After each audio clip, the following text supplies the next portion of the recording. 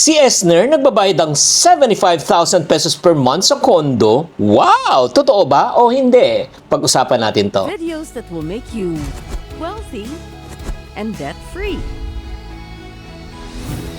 Hi there, this is Chinky Tan, your pambansang wealth coach. Nako si Esner lumilevel up na. Sobra talaga dami tayong matutunan sa usaping pera, lalo na, sa usaping bahay. Ano bang talagang tunay na usapan dito? Kailangan ko po mag-upgrade ng bigger space. Sobrang dami ko na pong gamit doon sa previous kong nirerentahan. Nakaka-relate ako sa part niyan. Minsan kasi dumarating talaga sa point ng buhay natin na kailangan talaga natin mag-upgrade. Lalo na kung lumalaki na yung trabaho at may bagong pangailangan. Walang masama doon. As a matter of fact, ang ginawa pa naman ni Esner, 2-in-1. Yung pagko-content niya, at the same time, tirahan niya, iisa. In reality, pwede niya i-charge sa business expense niya yun Kaya saludo ko si Esner, ang gandang diskarte yan na imbis na umupa ka ng opisina, ng studio, di sa bahay na lang. Pero isa po to sa mistake, honest mistake na ginawa ko po. Kasi at that time, nung in-offer po sa akin noon, I have enough money. Pero hindi ko po na-realize na hindi ko siya kayang mapapanindigan talaga in the future. Kasi feeling ko po kasi that time, spend lang ako ng spend, na may babalik at may babalik lang sa akin. Kaya super honest po talaga ako na naging mali ko po yun at isa sa mga pinagsisisihan ko po talaga yun.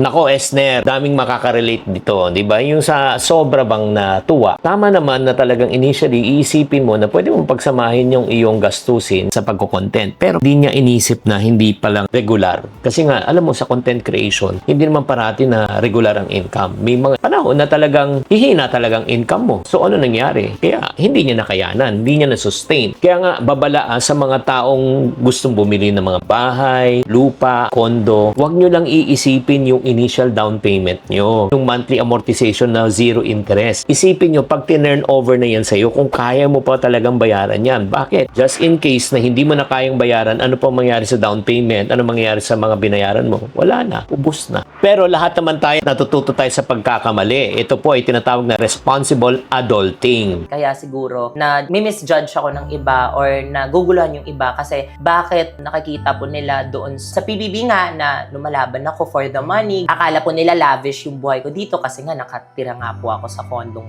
Kaya mga kaipon nyo, tatandaan po natin na nakikita natin sa labas ay hindi naman lagi yan ang tunay na nangyayari sa loob. Hindi na porket nakakondo ka, wala kang struggle. Hindi porket nasa social media ka, ay wala kang pressure. Hindi porket artista ka, mayaman ka. Kaya hindi ko makalimutan na sinasabi parati ni mama sa akin, anak, hindi bali luma ang gamit mo. Ang mahalaga, may laman ang bulsa mo. Kaya I really admire Esner for saying this na hindi niya kailangan mag-explain. Pero ginawa pa rin niya para linawin at turuan tayo. It takes a lot of humility and courage. Dahil sa mga kanyang pagkakamali, meron siyang natutunan. At ano po kanyang natutunan? Pero ngayon po kasi, before po ako gagastos, mini-make sure ko po talaga na may enough savings po talaga ako. Kasi dati, kung ano lang po yung natitira sa bank account ko, minamax ko po talaga siya. Ito na ang shift at ito na rin breakthrough. Ang dati niyang mindset na gastos muna bago ipon, pero ngayon, nagbago na, ipon muna bago gastos. Yan ang tunay na kaiponaryo. Hindi mahalaga kung gaano kalaki ang ikinikita mo. Ang mahalaga kung magkano na ipon mo. Hindi rin mahalaga kung gaano kalaki ang pagkakamali. Ang mahalaga, natuto ka at nagbago ka. In this case, Esner is taking control. Nag-adjust, nagbawas, nag-ipon. Ikaw din, kaiponaryo. Kaya mo. Ano naman masasabi natin yung sa famous line na deserve ko to? Siguro I felt that time na I deserve it kasi sobrang hardworking ko, ganyan. Parang ito lang mabibigay ko sarili ko, nagbibigay din po ako sa parents ko, binabayaran ko din po yung mga responsibilities nila, ganyan. So feeling ko, may bibigay ko lang po sa sarili ko is this kind of lifestyle nga po, kumbaga. Sino sa inyo ang ganitong iniisip na deserve ko to, that hardworking ako? Again, walang masama na mag-reward sa sarili, pero ang tanong, kaya ba ng budget mo? Minsan kasi nauuna yung reward bago yung kakayanan ng wallet. Pero again, I want to affirm Esner for saying, mabuti ka talagang anak. Pinagsasabay mo yung sarili mo at needs ng pamilya mo. Minsan talaga, nauubos talaga tayo dahil gusto natin magbigay para sa iba. Pero tatandaan, hindi mo kailangan masaktan ang iyong sarili para mapasaya mo ang iba.